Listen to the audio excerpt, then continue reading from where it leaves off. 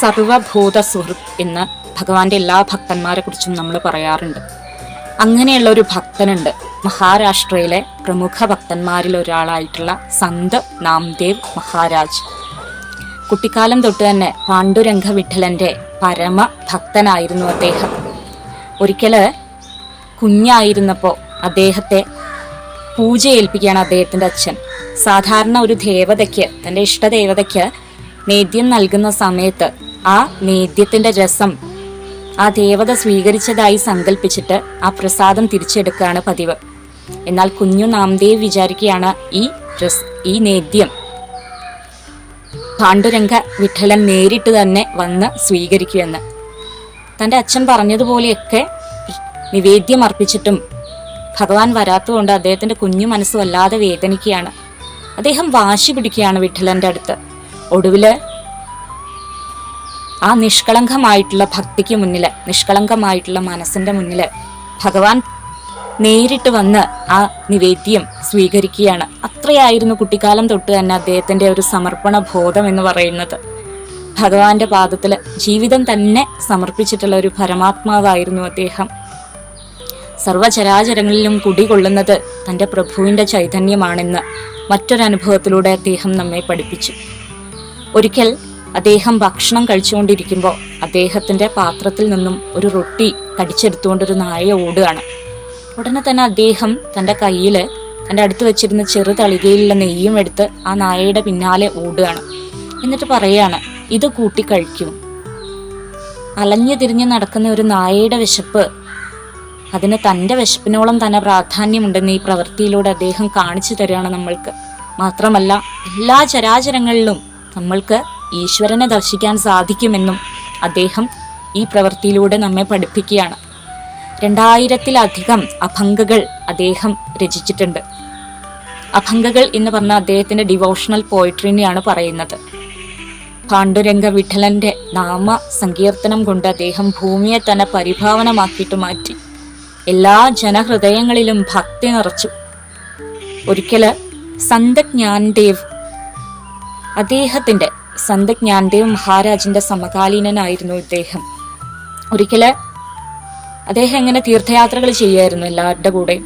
അവിടെയൊക്കെ ഭഗവാന്റെ പാണ്ഡുരംഗ വിഠലന്റെ കീർത്തനങ്ങളൊക്കെ ആലപിക്കുകയായിരുന്നു.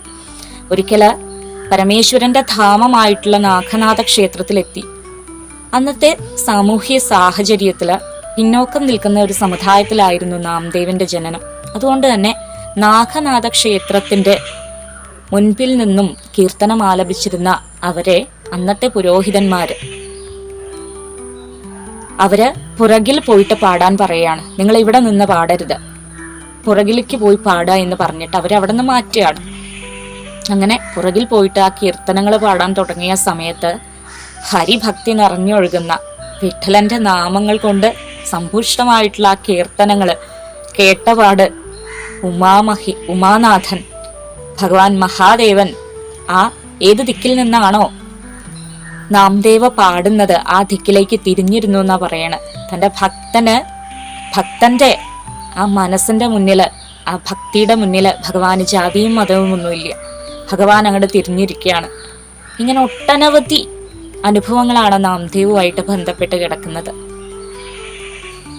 വൈഷ്ണവ ഭക്തി പാരമ്പര്യമായിട്ടുള്ള വർക്കാരി സമ്പ്രദായത്തിന് പുറമെ കബീർ സമ്പ്രദായം, ധാതു സമ്പ്രദായം, അതുപോലെ സിഖ് സമ്പ്രദായം എല്ലാം നാംദേവിന്റെ അഭംഗകളെ അംഗീകരിക്കുകയും അദ്ദേഹത്തിന്റെ മഹത്വത്തെ സ്വീകരിക്കുകയും ചെയ്തിട്ടുണ്ട്. സിഖുകാരുടെ വിശുദ്ധ ഗ്രന്ഥമായിട്ടുള്ള ഗുരുഗ്രന്ഥ സാഹിബില് അദ്ദേഹത്തിന്റെ ചില അഭംഗകൾ ചിട്ടപ്പെടുത്തിയിട്ടുണ്ട്. എല്ലാ ചരാചരങ്ങളിലും അദ്ദേഹത്തിന് ഭഗവാനെ ദർശിക്കാൻ സാധിക്കുന്നുണ്ട്. അദ്ദേഹം പറയുന്നുണ്ട്, ഒരിക്കലും ഭഗവാൻ എന്ന് പറയുന്നത് ഒരു വിഗ്രഹത്തിൽ മാത്രം ഒതുങ്ങുന്ന ശക്തിയല്ല. പ്രപഞ്ചം മുഴുവൻ, ലോകം മുഴുവൻ വ്യാപിച്ചു കിടക്കുന്ന സർവവ്യാപിയായിട്ടുള്ള ശക്തിയാണെന്ന് അദ്ദേഹത്തിന്റെ അനുഭവത്തിലൂടെ തന്നെ നമുക്ക് പറഞ്ഞു തരികയാണ്. ഭഗവാൻ ശ്രീ പാണ്ഡുരംഗന്റെ ദിവ്യനാമത്തില് വിശ്വാസം അർപ്പിച്ചിട്ടുണ്ടെങ്കിൽ ആ നാമത്തിന് എല്ലാ മായയിൽ നിന്നും നമ്മളെ രക്ഷിക്കുവാനുള്ള കഴിവുണ്ട്, മോചിപ്പിക്കാനുള്ള കഴിവുണ്ടെന്ന് അദ്ദേഹം പാടിയിട്ടുണ്ട്. 10 ദിക്കുകളിലേക്ക് ഓടിയാലും മനസ്സേ, നീ കാലം വരുമ്പോൾ ജനിമൃതികളിൽ അകപ്പെടും. ആ ജനിമൃതികളിൽ നിന്നും നിന്നെ മോചിപ്പിക്കാൻ ഈ പാണ്ഡുരംഗ വിഠലന്റെ ദിവ്യ നാമത്തിന് മാത്രമേ സാധിക്കുകയുള്ളൂ എന്ന് അദ്ദേഹം പാടി.